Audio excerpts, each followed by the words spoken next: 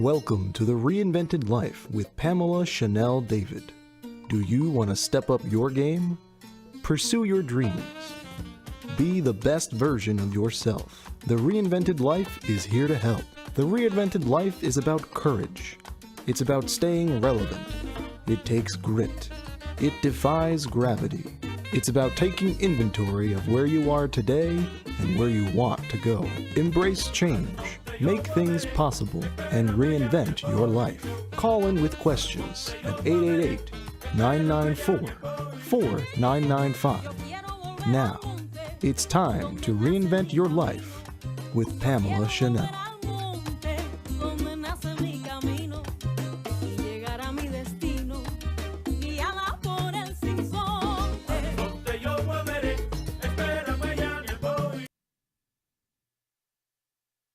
Well, good morning, everyone from California, right outside of San Francisco. This is Pamela Chanel David, founder of the Reinvented Life Network, and bringing you this Reinvented Life show every week. And I do not even want to waste a second today on an introduction. I do always want to welcome our listeners and our viewers, but I want to bring our guest on today because I want to maximize our time together.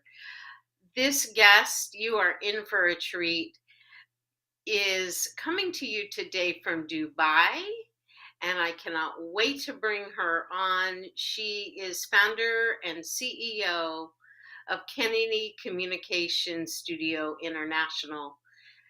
Paddy Kennedy is all about finding, using, and being your best self with your voice. She is all about your brave voice.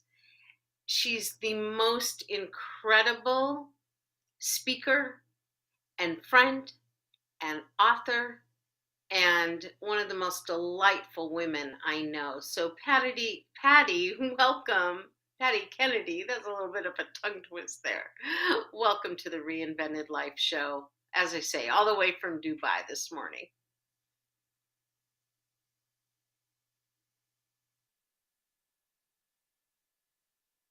I guess that's why we're kindred spirits. Yeah. We are. And it's so interesting, this is so amazing when you think about the origins of our friendship, our partnership, our everything started online. And we met just prior to COVID, formed a relationship during that incredible time. And I'd like to open it up today, maybe from how that journey started, where you were 4 years ago at the time of COVID, where you had been, where you ended up, and how you have now transformed your life and are in Dubai. So let me share with everyone that story. Well, 4 years ago at this time, I was actually living in Oman, which is one of the countries that borders UAE. And I had come from Vancouver, Canada, my hometown. I'd been coming to the Middle East a fair bit, but I this time was on a little bit of a speaking tour, and I had a speaking gig up in England. And then from there, I was to come down and go to do some work in Bahrain. But I really loved the country of Oman, so I thought, well, let me just stop in Oman. I came with one suitcase because I was only going to be gone for a few weeks. And I no sooner by the time I got to Oman, this was no longer coronavirus. This was now COVID. And it was now becoming a global concern. So after my stay in the UK, in the winter, it was in February, and I always laugh because being a good Canadian, I have to say the people in the UK just don't know how to heat their homes in the winter. And I always get a cold and I always lose my voice. So by the time I got down to Oman, everybody was talking about isolating and, putting yourself in kind of quarantine. And I was coughing on the plane on the way down, and people were kind of looking at me. And I thought, when I get to Oman, I had a couple of weeks before I was to go to Bahrain. And I thought, well, let me just put myself in quarantine just to be certain. And for 14 days. And on the 14th day, boom, they locked down Oman. And that was it. And you had to stay right where you were. You couldn't even go out without a family member to go to the store. So you can imagine, I didn't have a family member. I did have a business associate there who was able to help me. So that was it. I never did get back to Canada, and it's well over 4 years now since I've been there. And to be honest with you, I don't really have any plan on going back. I was 2 years, just about 2 years. Well, overall, with a small break, I was just over 2 years in Oman. I love Oman, beautiful country. Everybody should go see it because it's such an interesting place. However, not very conducive to a woman of my age. And I'm a widow. I don't really know why that made a difference, but it made a difference, I guess, because there was no man going to take care of me. And an entrepreneur. So I was over 65. I was a widow and I was an entrepreneur. And at that time in Oman, those were like three strikes against you. And I kept hearing about Dubai. Now, I had been in Dubai and I thought I don't really want to live there because Dubai is like another great big city in the desert, like a great big, huge Las Vegas. Whereas in Oman, they don't have any buildings taller than 8 stories, with the exception of a couple of hotels. And it's all done in the old architecture. So it's very magical. But as it happened, I just was wasting 2 years. At my age, I can't waste 2 years trying to get work visas. So I came up to Dubai and boom, in a matter of a few days, everything was all set to go. And I am an official resident. I had Kennedy Communication Studio for many years in Canada. I added the international on it here when it became an official Emirati company. So I am the owner and founder of an Emirati company, which I have to say is a little bit of a feather in my cap because I'm not a spring chicken. But a girl's got to do what a girl's got to do, you know, and that's what I chose to do, and I love it. Amazing.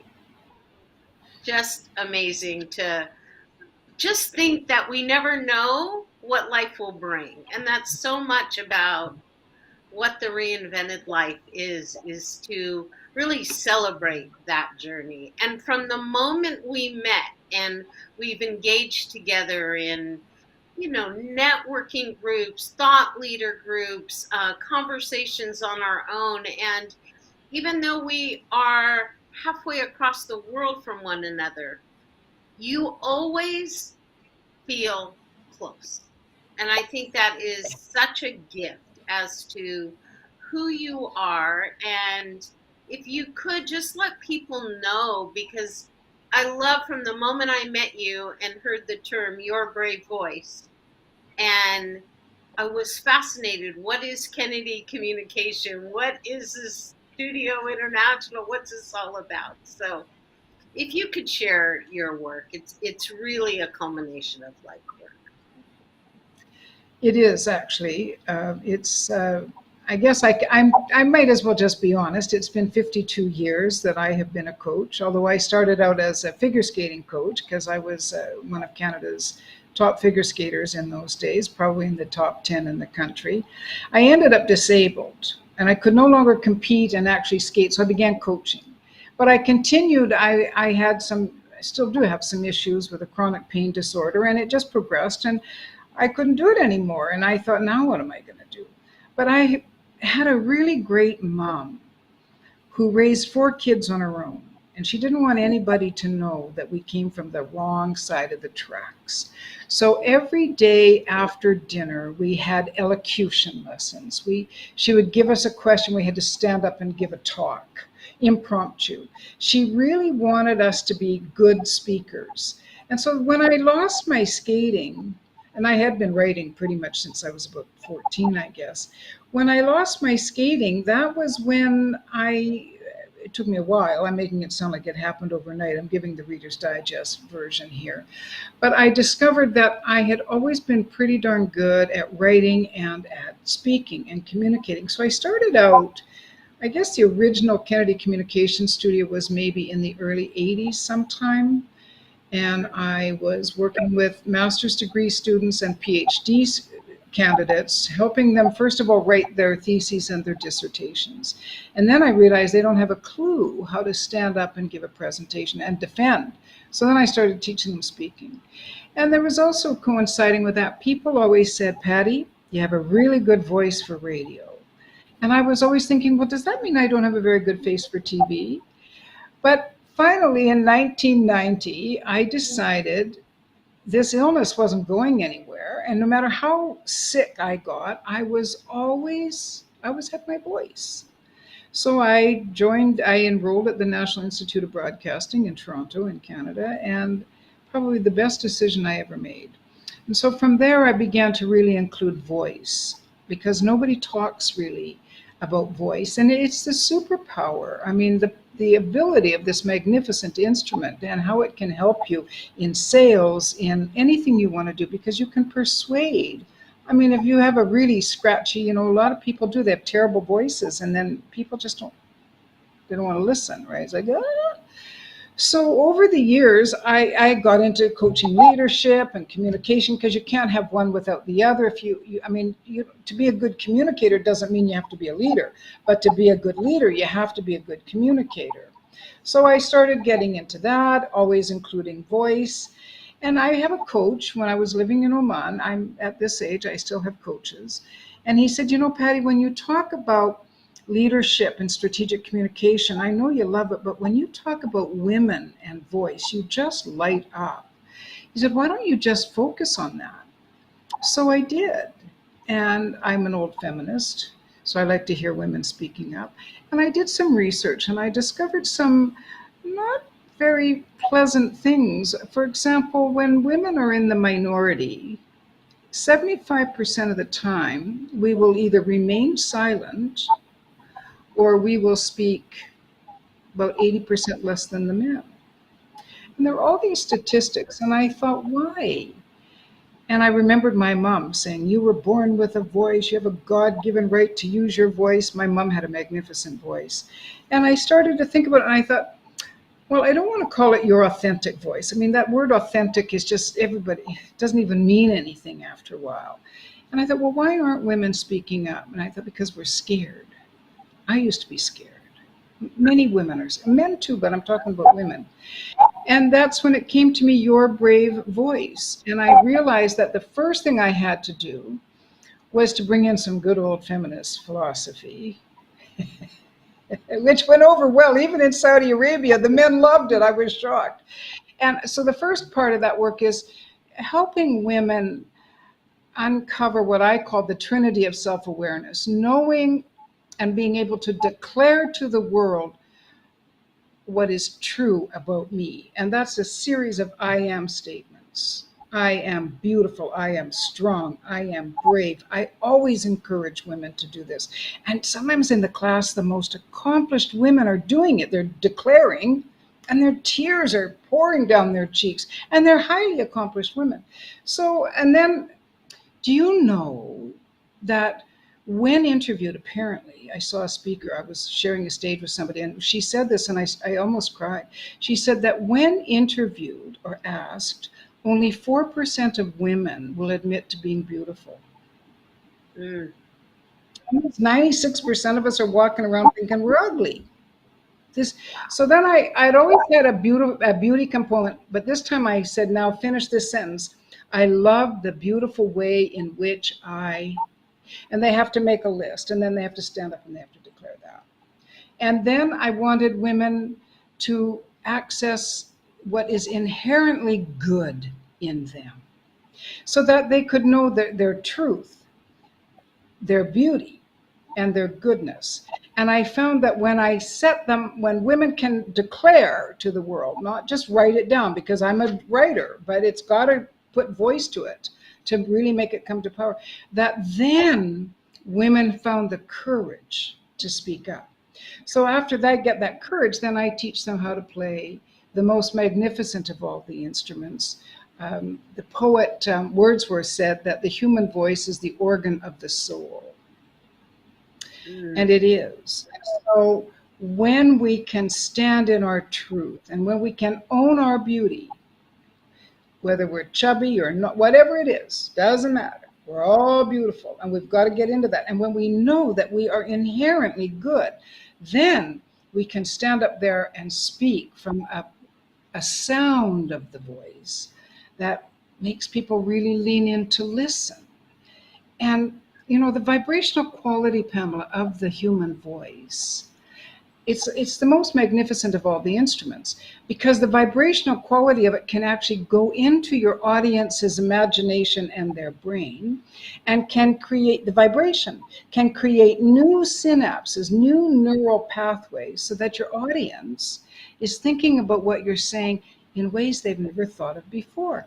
This is an almighty great gift. My passion. But Oh, I also work with men. I also work with men. I can't get quite as deep into the socialization and psychology of men and voice, because I'm not a man. I can only speak from my experiences as a woman. But it's funny, because when I give the program, men are always, when are you going to write a program for men? And I had one man say to me not long ago, you need to write a program for men. He said, because recently my father passed away. And my wife and I went to visit my mom. And my wife and my mom were just talking away. He said, and I didn't have a clue what to say. So I got up and left the table. So I'm working on I do mixed classes. And our good dear friend James McNeil and I are going to be working on a program for men. fantastic. Well, you bring up just an analogy for life that this gentleman that was speaking, he got up and left the table. And I see that so often with my own clients talking about their businesses or talking about their life. And eventually that retreating, if they haven't really infused everything you're talking about, does go away. They want to leave the table. And I think that's the most incredible part about your brave voice and about the courage, is not just the knowing of how beautiful you are as a being, because that's everything. And so I'm so thrilled to hear that that is still part of the program you're doing. But in essence, what I'm hearing is the voice as a frequency, and that frequency elevating really the collective because of the energy that it Yep. brings. You cannot be in your presence without feeling your passion, feeling your energy. I coach on that all day long with people. Is part of their reinvention, is that allowing or giving permission of themselves to bring themselves forward. So many Yep. people are afraid to actually bring themselves forward. And so when you talk about the feminine and the feminine movement, I read so much today and hear so much about the evolution of that. And I think the foundation of the feminine movement is interesting because it was based on becoming even more masculine, wanting to fit in to Yep. these spaces. Yep. And now the notion of how it's transformed and evolved over years, that it's okay to bring the feminine and that Uh, beautiful frequency inside. yeah. It's also our energy. Do you remember after the early feminist, well, of this recent feminist movement, because there've been feminist movements along the suffragettes and whatnot, but after the one in the 70s and 80s, the 70s, in which I was a big part of, remember then women started wearing suits and ties. Like, Yes. pantsuits. God love, Hillary Clinton, I think, still wears them. But I remember we used to also then start to wear a tie. I never really liked that but I understood why. What you're right, it was part of the evolutionary process of the feminist movement. But I think today we need to maybe look a little bit at yin and yang, at the Taoist, the ancient Chinese way of feminine energy and masculine energy. And we need to embrace both, and we have both in us. And men are completely within their right to be in their yang energy, their logic and standing in the light. And we women, why do we make good leaders? Because of our yin leader, because of our yin energy, because we're collaborative, because we see the whole picture. Men, God love them, they're linear. And I like it. I've learned from men how to think in a linear way. But women, it's this whole thing that we see. And I think the balance between the two. And listen, I think, in the world today, I would really like to saddle up with some men and get doing some work with men, because I think men are falling away, generally speaking, when you look at all the unrest in the world. Men are falling away from their sacred masculine selves.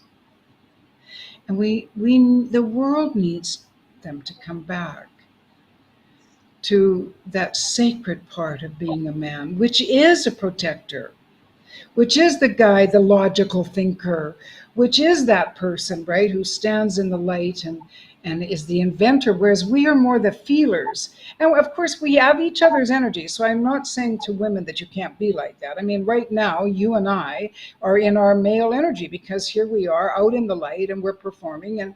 But it's that balance of the beautiful energies of male and female. And I think in today's world, we've really woken up from the 1970s.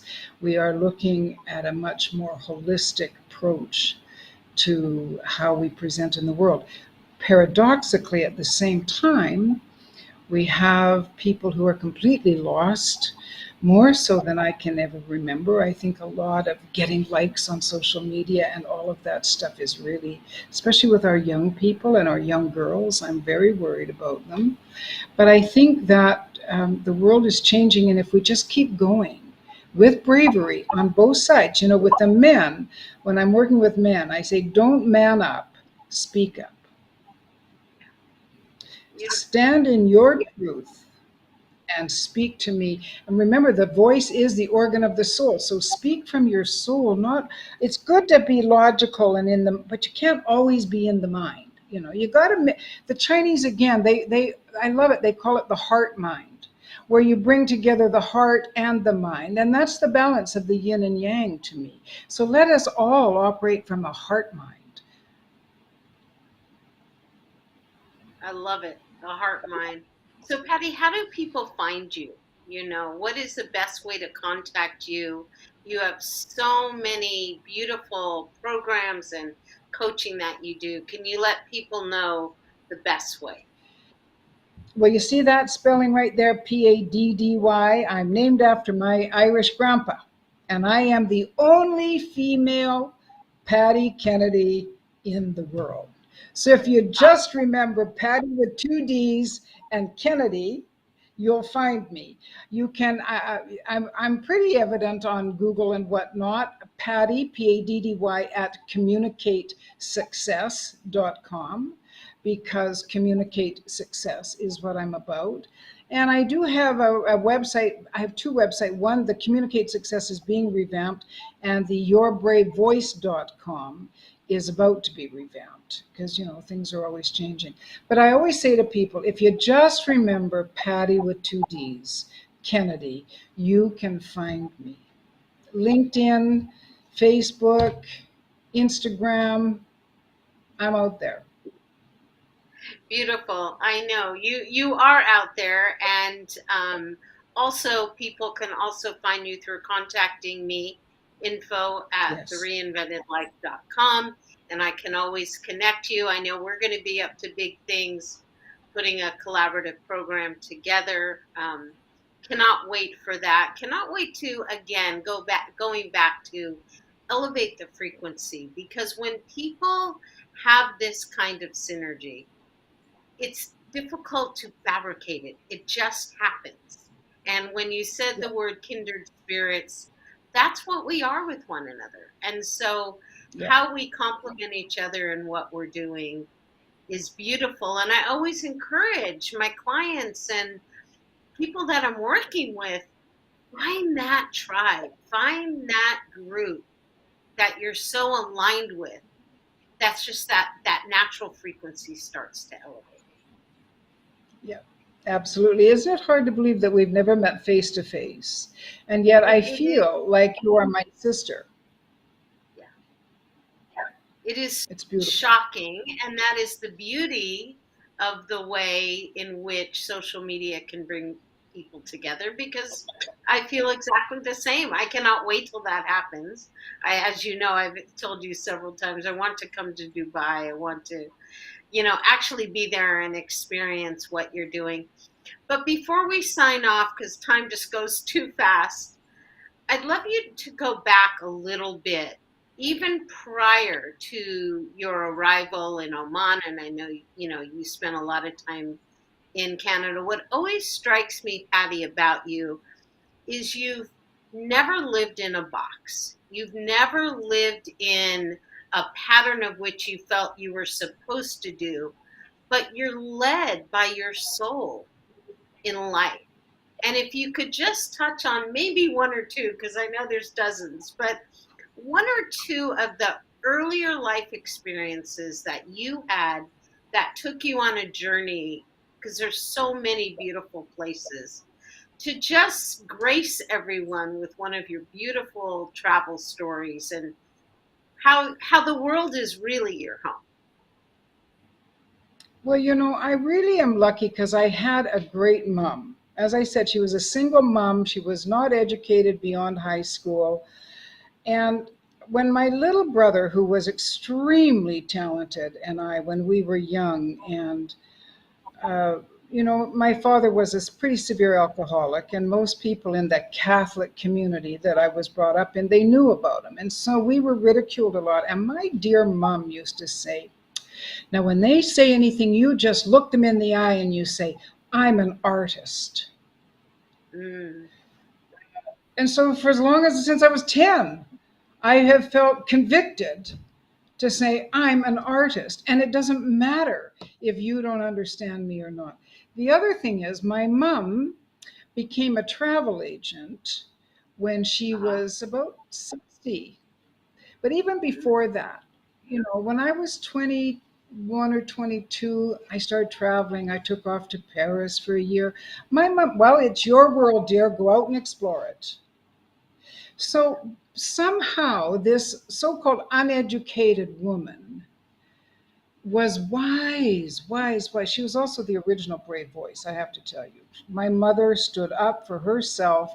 She got the first credit card, I think perhaps in the whole history of Canada, but certainly in the province that we were living in. They refused her because they didn't give credit cards to women. So she drove through a winter storm all the way to the head office. It was Gulf Oil. In those days, it was BA. And she sat in that vice president's office all day until he finally saw her and she came home with a credit card. So I was very blessed by a woman who said, use your voice, that's what you got it for. By a woman who said, it's your world, go out and find it and go out and find yourself in it.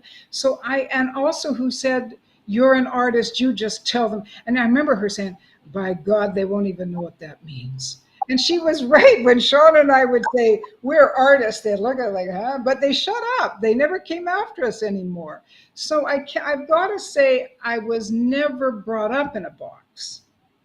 I was brought up by a woman who didn't like feminism, but was a feminist to the nth degree, but didn't like it because burning bras. I always say I never burned my bra because my mother would have killed me. But so she didn't like all that stuff. She was just more get down and do it. So, I've lived in Papua New Guinea. I've lived in so many countries. And it's because of my mom. My mom just, it's your world. Go and find yourself in it. I mean, what mother says that, especially in the 50s and 60s? Like, she was so far ahead of herself. So that's really why I never had a box. There was never a box. It's amazing. We could talk all day. I definitely want to bring you back on to the Reinvented Life. But thank you for bringing your brave voice. Thank you for being in the world who you are. It has enhanced and elevated my life to such a degree I can't even explain it. Just your presence in it is quite extraordinary gift. Well, it's very mutual feeling. And maybe one day you'll be doing the podcast from Dubai. Yes, this is what I want to do is take this podcast and just be on the road with it. And I'm excited about that and excited to visit you there too. Yeah, we have a retreat coming up in early June. I'll send you the information about the retreat. Maybe you can come then. I don't know. Coming up in June in a beautiful little place called Fujata, where the mountains meet the desert meets the ocean. Beautiful. Wow. Mountains meets the desert with the ocean. I mean, that's perfect. Perfect. Yeah. Thank you, everyone. Thank you, Paddy. Thank you. And thanks to our listeners and viewers always for spending this half hour with us on the Reinvented Life, where we make a point to bring you people that are just out there in the world doing interesting things in the hope that it motivates you and inspires you more than that to be your highest self, to engage in the reinvention process in your businesses and in your life, to bring you more joy, bring you closer to your soul, and put you on a path that is more aligned and relevant for where you are today. Next week, look forward to seeing you again on the Reinvented Life.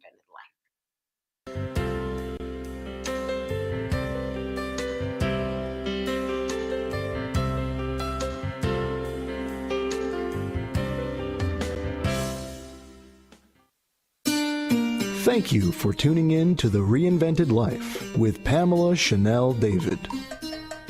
Tune in each week so we can work and grow together to become the best version of ourselves. Keep striving, keep dreaming, keep working, and embrace change. You may contact Pamela Chanel at info@thereinventedlife.com.